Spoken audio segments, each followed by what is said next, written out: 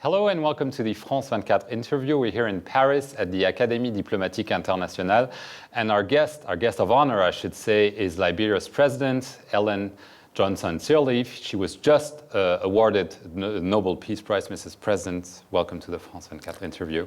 Thank you. You were awarded the prize with two other women, one fellow Liberian, Lima Bowie, and Tawakkul Karman from Yemen.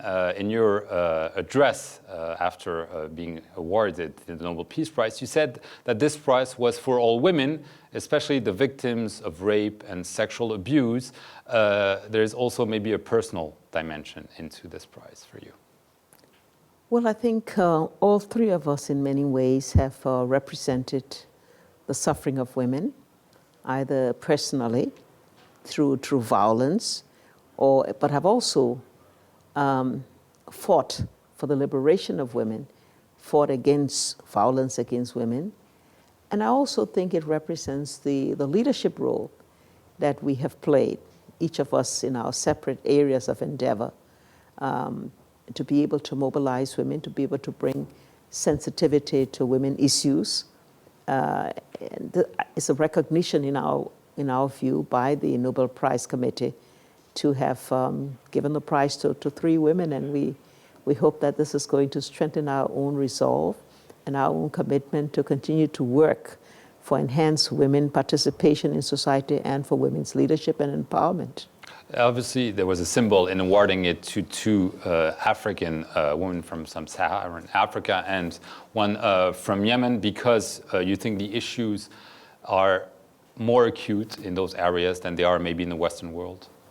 Yes, indeed. I think in the case of Liberia, having gone through many years of conflict in which there were atrocities, and women were the victims of that. Tawakkul Karman in Yemen is still fighting her struggles. She's still trying to get the rights of women, but she was able to find a voice in the midst of a very repressive society. And so this award, we say, is not meant really for us. We're the symbols. It's really for the women in conflict societies, for the women in places where there have been disadvantages to women, for the women who have stood up and who have provided the voice and the leadership to be able to mobilize women to address these issues. For you, if I may say, it's a little bit different because you're president, you were just re-elected for a second mandate, and I quote what you said: "History will judge us not by what we say in this moment in time, but what we do next to lift the lives of our countrymen and women." As a president, there's more accountability maybe for you. Absolutely, and it is a recognition of the progress we have made in these past 6 years, but also a call to action to make sure that we will do even more to address the ills in society, to bring more progress, not only to women and girls, but to all in the society. In my role as president, I will be looked at by what I'm able to do in bringing better basic services to all of our people in Liberia, what I will do in creating the networks that will enhance women's participation in society. So certainly it's a great responsibility, and it's humbling. Your re-election was marred by some controversy, boycott by the opposition. Do you think it's a good omen for you? Oh, it's not a good omen. It's unfortunate, but don't take it beyond what it represents.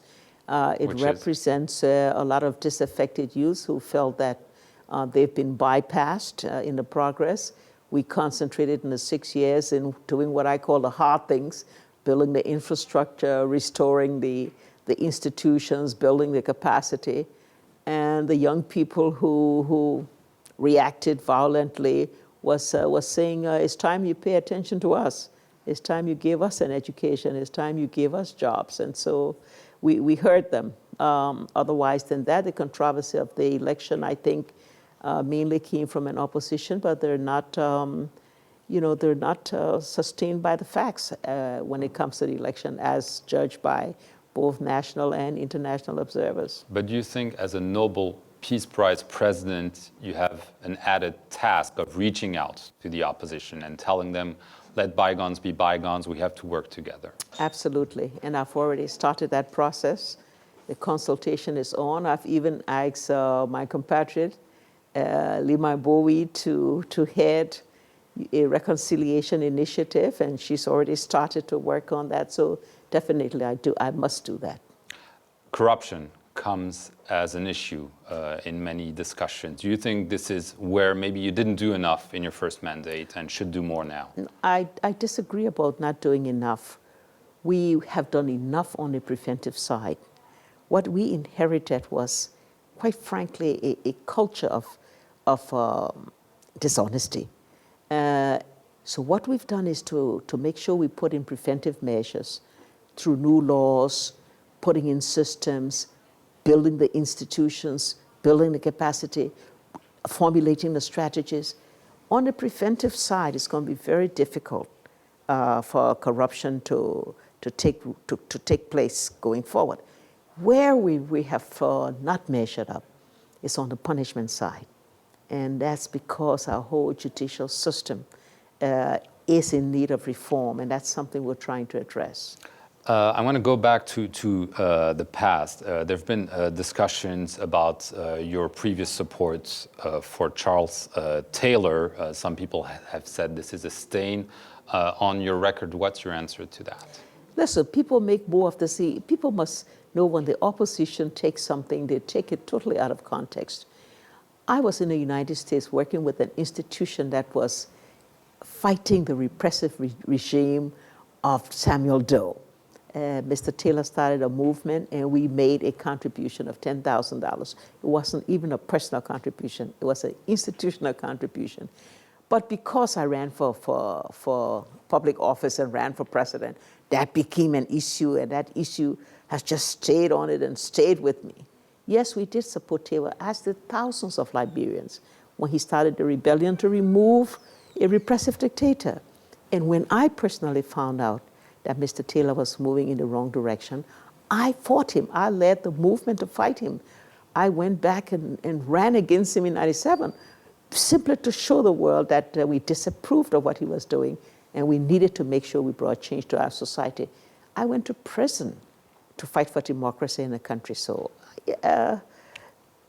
anyway, it's, you know, when someone makes a statement, even if it's an untruth, it sticks with you. I mean, it is difficult to get away from it. But isn't this illustrating the difficulty of making peace in a war-torn country? There's another example that's come out more recently, Prince Johnson, also a former warlord who supported you, and some people say has been supporting you because he hopes he will not be prosecuted for past crimes that have been well documented. How do you deal with this?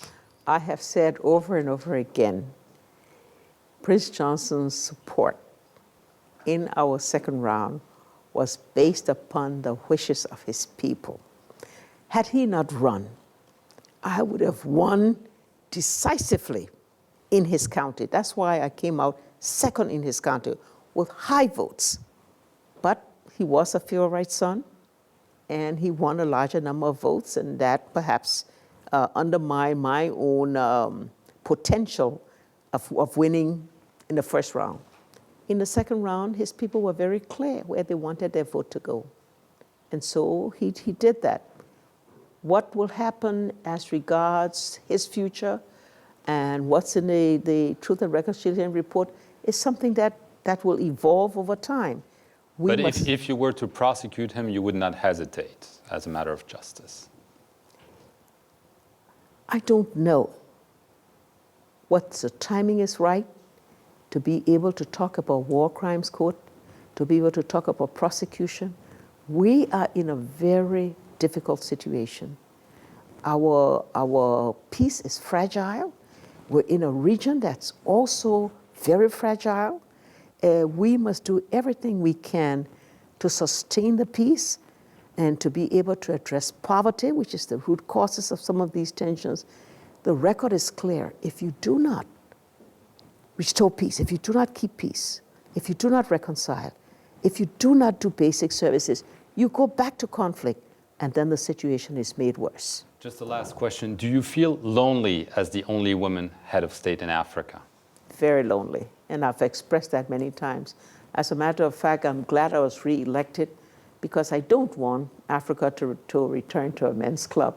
And so I'm anxiously waiting for the next country that will produce a woman democratically elected president so that I can exit and she can take over, and maybe we can even multiply the numbers over the next few years. Okay, President Ellen Johnson Sirleaf, thank you very much for being on the France 24 interview, and thank you all for watching it.